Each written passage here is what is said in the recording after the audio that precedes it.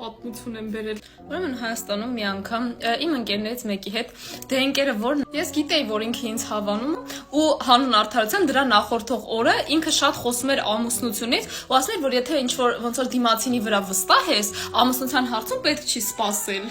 Վերադառնանք պատմությանը։ Մի խոսքով մենք գնում ենք կատոկ։ Նիչիվո նի предвещало беды։ Եվ մենք հանգիստ մեր համար սահում էինք։ Ու հանկարծ այն մարդը, որ միկրոֆոնով միշտ ասում է, ես համար ձեր ժամանակը վերջացել է, դուրս եկեք, այդ մարդը ասում է, որ շադրություն սաղներից մեկ անակնկալ ունի մի աղջկա համար։ Չի ասում անակնկալ առաջարկություն ունի։ Ես այդ պահին ֆրունսես նայում եմ այդ տղու դեմքին։ Մեր սիրելի ընկերը կակ ни в чем не бывало, իմ դեմքին նայում է այսենց հայացքով։